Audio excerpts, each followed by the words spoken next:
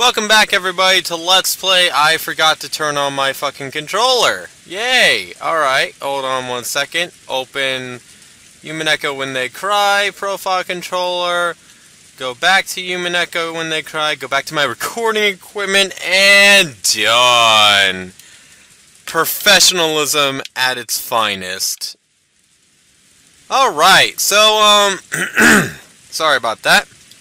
Last time we left off, I was sick. I had to keep on pausing and muting myself whenever I was whenever I was coughing. That is no longer the case. You know. Okay, so we know. Here's the debate here, right? Okay. So we know that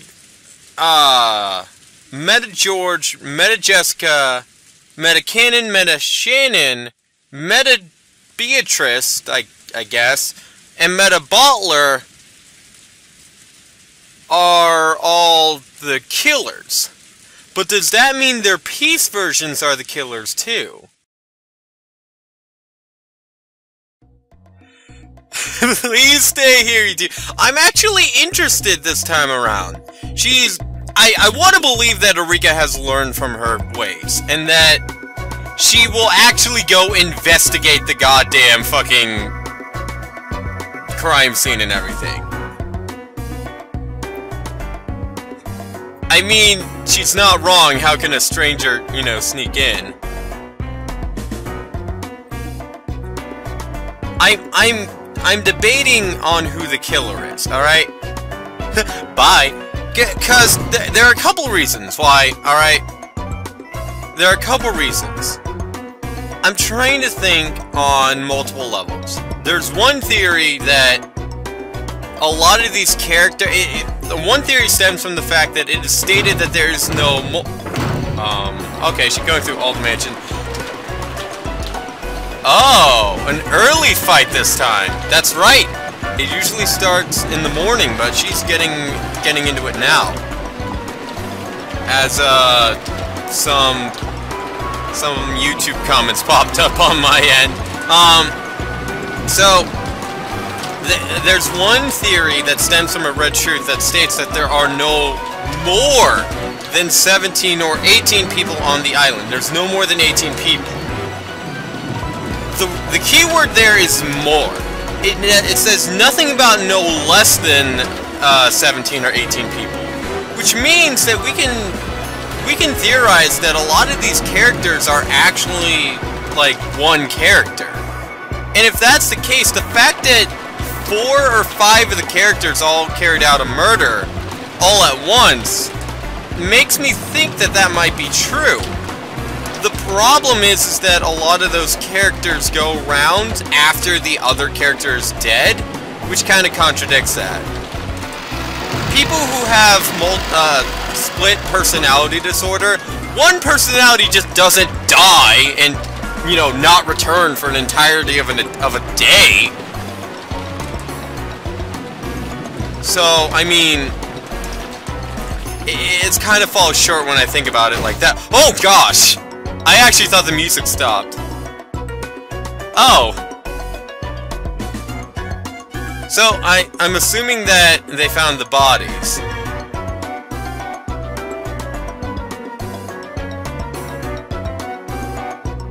I love how her expression changed right as the thing disappeared. My thought on who the killer might be, I'm debating on who the killer is. Oh, Meta Erika. Alright. Those two who left to take a break didn't come back, so the adults went to the parlor. Okay. Oh, now you're doing closed rooms.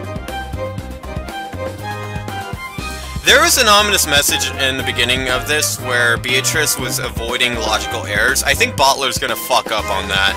But, my theory on who the killer is stems from a couple of different facts. The problem is I can't relate any of them towards, Bottler's sin. Because Bottler's sin is stated in red to be the cause of this. It's not stated whether he is the killer. In fact, it's stated the opposite. He has been stated in red not to be the killer. So I know it's not Bottler. I know it's not Netsui. I know it's not Kinzo, because, you know, Avi's dead. And I know that it can't be Beatrice, because of the number of people on the island. It's stated to be 17, until Erika arrives. So based on that, I know that there's not another person named Beatrice. So I eliminated 4 people as the possible killer. The problem is that I can't really think of anyone who relates to Bottler's sin. The only, and this is a stretch, the only thing I can think of is Shannon being in love with Bottler, and this is a romantic drama. But was there any foreshadowing towards that? There has to be foreshadowing, or else it violates Noxus's rules. So was there ever any foreshadowing of that? The only thing I can think of is George being jealous of Bottler at one point, but there was never any real foreshadowing from Shannon's point of view, so I think that theory might fall short. Now, I'm still going to put a pin in that theory. There's another thing I put a pin in, and I completely forgot that.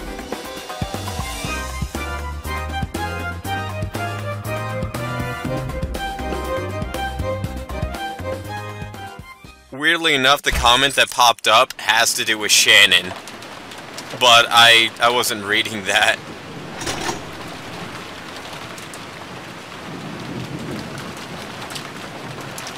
It's rare that you see multiple guns, but like, I'm trying to deduce who the killer is based on like, to be quite honest, based on Bottler's sin. Who would have a motive, and how would that have to do with Bottler? A big clue that I have is to listen to Featherine. The reason is that, unlike Lambda Delta and Bottler, who have a stake in this, Featherine is an observer from another dimension, another plane of existence, which means that she is non-biased. There's someone on the bed. Is it... Okay, based on the room, I think... I don't know. Carrie? Yeah, it's Carrie. Wait, what? Wait, what?! Baller died?! Oh! Oh! Baller went and killed his own piece! I fucking called it! Oh, shit!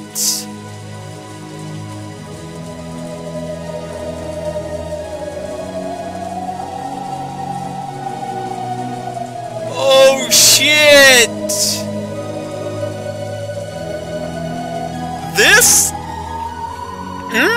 This changes everything!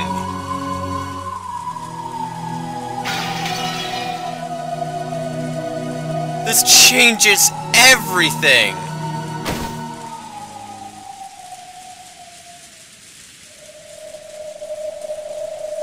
Yeah, there's a surprise!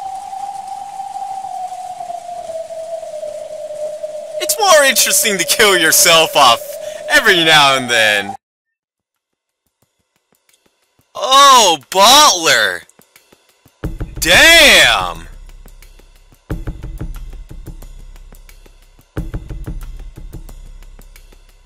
Okay, that... I'm not gonna lie, that kind of caught me off guard.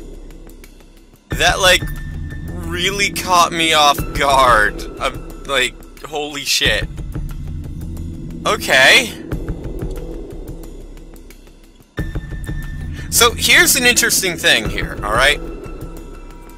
Beforehand, Erika was a piece used by Birkenstow, who was the player. The person who was battling Lambda Delta. Now, Erika is actually the player, the one sitting across opposed to Bottler. She is the meta version who is the person who is trying to figure out the mystery. Before that, she was just a piece. So, she's upgraded to a player.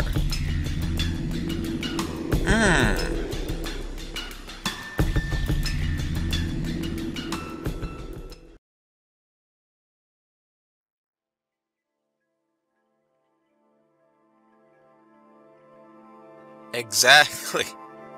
Because you couldn't do it yourself.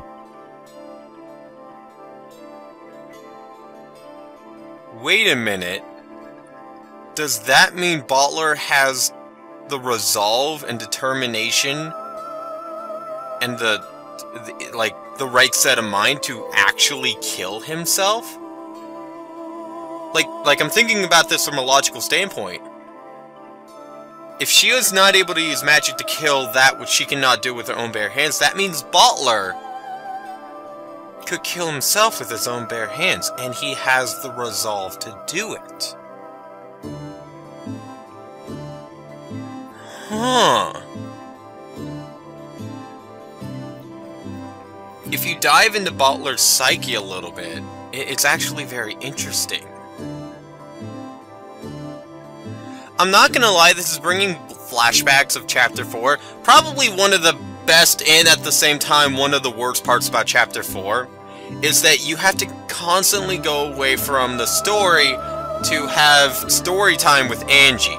Some people liked that, some people did not. I was mixed on it. While it was important to the story, and overall it did seem to actually continue the plot and have relevance to the plot, and not only that, but it solidified Angie as a character, bringing her from the, I'll be honest, Deus Ex Machina that she started out, like, seriously, Chapter 3 just ending like that, just out of the blue. It kinda was, but as it went on, she evolved from that and became her own character, and we found out the reason and the how and everything about that. You know, it solidified her. Though, at the same time, you did have to go through all that, and you had to get away from the murder. But to be honest, that's a good storytelling perspective. This is doing the same thing. We're constantly switching between Angie, between Beatrice. Hell, the very beginning of the story, we're rarely talking to Meta Bottler. It's actually very interesting. Meta Bottler's rarely in the story so far. It's mostly Angie, George and Shannon, Kanan and Jessica, as well as Beatrice trying to figure out her own trials and tribulations. We're having multiple different story points of view, but at the same time, there's this game that's going on in the background. It's actually an evolved version of Chapter 4, which is probably one of the best chapters in the whole series. Depending on who you ask, I like Chapter 1 because of its mystery aspect. We didn't know that Beatrice was an actual, like, character in Chapter 1. We heard rumors about her, you know. But, like, you know, this is an evolved version of Chapter 4, and I love it. I really love it. Some people may not. It's very mixed. I will admit that it's a very mixed chapter. But so far, I'm loving it.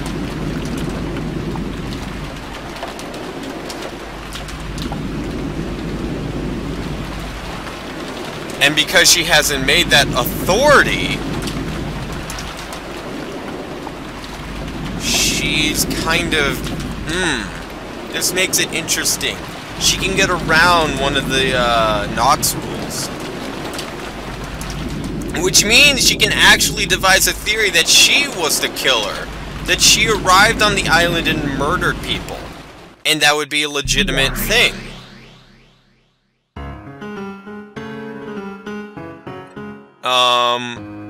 Is Delanor about to tell her that?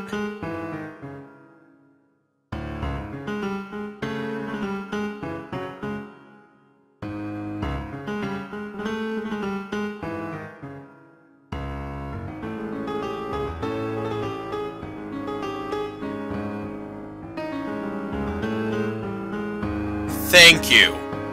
You have learned from your past mistake. I gotta give Erika that.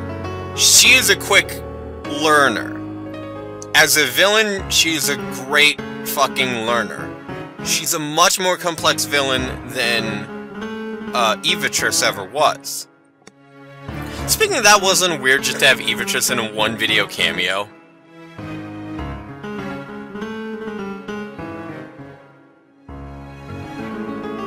The lack of the detective's authority is no handicap. That's true. Bottler was never said to be a detective the entire time.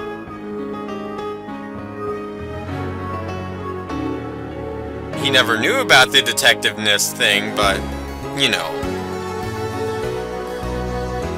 The thing is, you can devise a theory that you were the killer.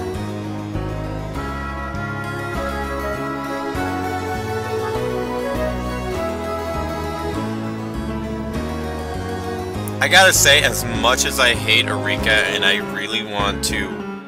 By this time Golden Fantasia's out, I can't play it yet, guys.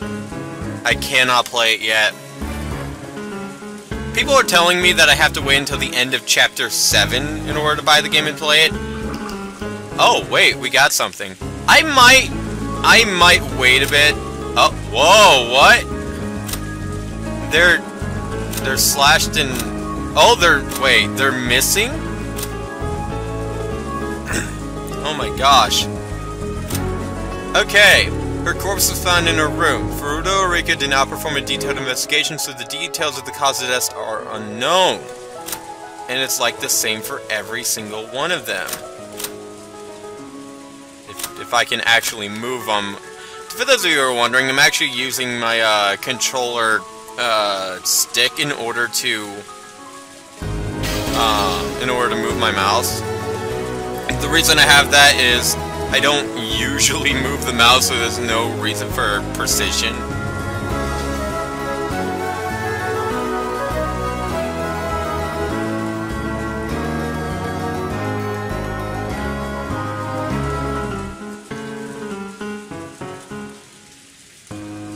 That's right, Bottler now has the ability of red, and he also has the ability of gold, which we've seen twice. We've seen two people state things in gold. Beatrice, the Golden Witch, and Bottler, the Golden Sorcerer. Only those with a, yeah, last time I neglected to check the corpses. I shit you not, guys, the entire time I was watching, after I beat Chapter 5, once I learned that, the entire time when I was rewatching Chapter 5, you know, to kind of get a feel of what was going on, I was just screaming that in my head, and, you know, outside my head too. But now she's learned from that. She's actually doing a very good job.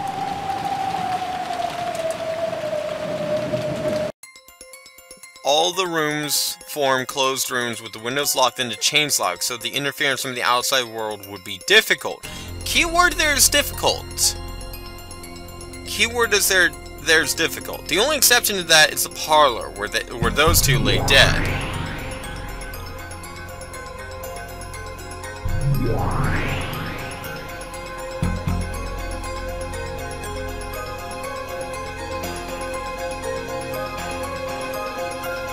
That's right, the chains are a way to make the keys ineffective. If you remember, Chapter 2 was all about the keys. This time it's all about the chains.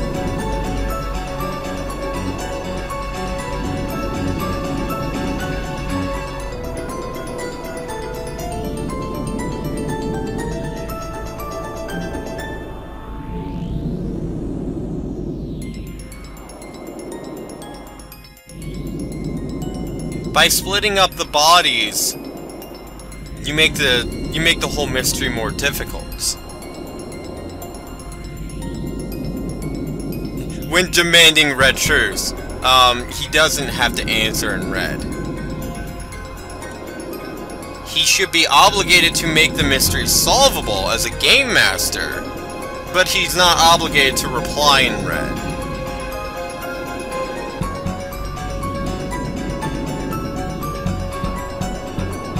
That's right.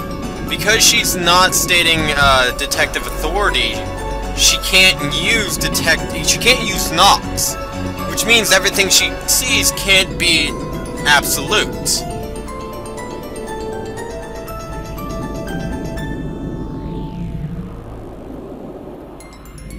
We cannot deny the possibility.